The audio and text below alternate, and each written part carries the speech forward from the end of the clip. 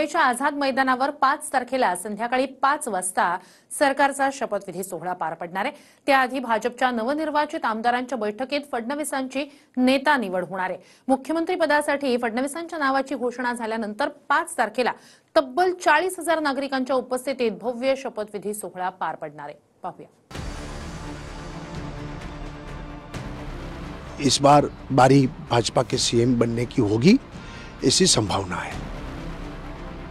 मुंबईमध्ये येण्याआधीच भाजपचे निरीक्षक विजय रुपाणी यांनी स्पष्ट केलं की मुख्यमंत्री भाजपचाच असेल। अर्थात त्यांनी निवड करण्याआधीच फडणवीसांचं नाव घेणं मात्र टाळलं। पण आझाद मैदानात फडणवीसांच्या शपथविधीसाठी जय्यत तयारी सुरू आहे। नहीं, वैसे मुझे लगता है कि सबसे बड़ी पार्टी भारतीय जनता पार्टी बनी है। दूसरा, शिंदे जी ने ही स्टेटमेंट दिया था कि भाजपा के सीएम बने तो मुझे कोई तकलीफ नहीं है।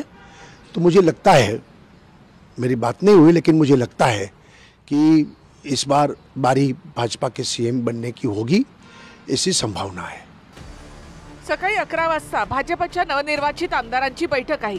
या बैठकीमध्ये केंद्रीय अर्थमंत्री निर्मला सीतारामन आणि भाजप नेते विजय रुपाणी यांची निरीक्षक म्हणून निवड करण्यात आली।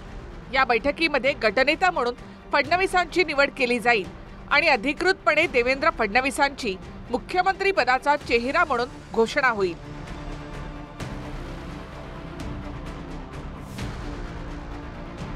तर आझाद मैदानामध्ये शपथविधी सोहळा ग्रँड होणार आहे। सोमवारी भाजपच्या नेत्यांनीच पाहणी केली आणि त्यावरून केसरकरांनी आम्हाला माहितीच नव्हतं अशा शब्दात नाराजी व्यक्त केली। त्यानंतर महायुतीच्या तीनही पक्षांच्या नेत्यांनी पुन्हा एकदा पाहणी केली।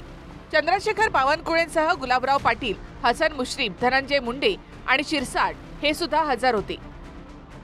भाजपकडून तब्बल 40,000 लोकांची व्यवस्था करण्यात आली आहे, ज्यामध्ये शेतकरी आणि लाडक्या बहिणी यांचाही समावेश आहे।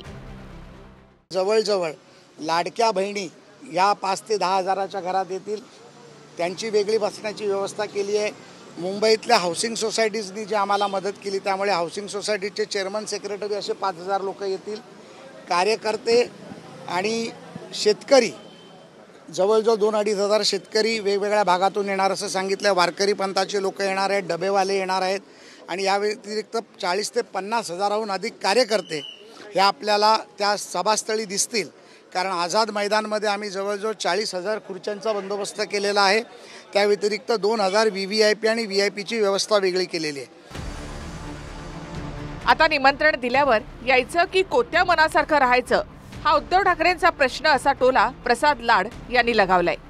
नियमानुसार माजी मुख्यमंत्री म्हणून त्यांना सरकारच आमंत्रित करतं। आता येणं न येणं का कोतेपणा दाखवणं हा त्यांचा प्रश्न आहे। अहो, आमंत्रण येऊ द्या। तुम्ही कसले प्रश्न विचारताय? दिल्ली प्रथा आणि परंपरा आहेत अशी आमंत्रणं पाठवायची। प्रत्येक आमदाराला, राज्यातला प्रत्येक खासदाराला सामान्य प्रशासन विभागाकडून आमंत्रण येतं। माननीय उद्धव ठाकरे राज्याचे माजी मुख्यमंत्री आहेत, सगळ्यांना आमंत्रण येतं ना। नेत्यांसह साधू संत महंतांची देखील शपथविधी सोहळ्याला उपस्थिती असेल। नाणीचे नरेंद्र महाराज, भगवानगडाचे नामदेव शास्त्री महाराज, राधानाथ स्वामी महाराज, गौरंगदास महाराज, महामंडलेश्वर स्वामी जनार्दन हरिजी महाराज, कीर्तनकार प्रसाद महाराज अमळनेरकर आणि जैन आचार्य लोकेश मुनी यांना निमंत्रित करण्यात आले। 2014 मध्ये वानखेडे स्टेडियमवर फडणवीसांच्या शपथविधीचा भव्य दिव्य असा सोहळा पार पडला। त्यावेळी पूर्ण 5 वर्ष फडणवीस मुख्यमंत्री होते। त्यानंतर 2019 मध्ये पहाटेच्या शपथविधीच्या प्रयोगात राजभवनातच शपथ घेण्यात आली आणि आता तिसऱ्यांदा ऐतिहासिक आझाद मैदानावर फडणवीस मुख्यमंत्री पदाची शपथ घेतील। मी देवेंद्र गंगाधरराव फडणवीस ईश्वर साक्ष शपथ घेतो की कायद्याद्वारे स्थापित झाले आहे अशा भारतीय संविधानाबद्दल मी खरी श्रद्धा व निष्ठा बाळगीन। Bureau report, TV9 Marathi.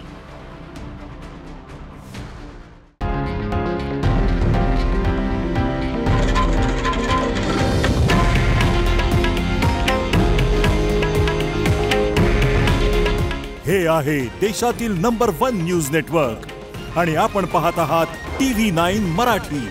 काळजी तुमची, हित महाराष्ट्राचं।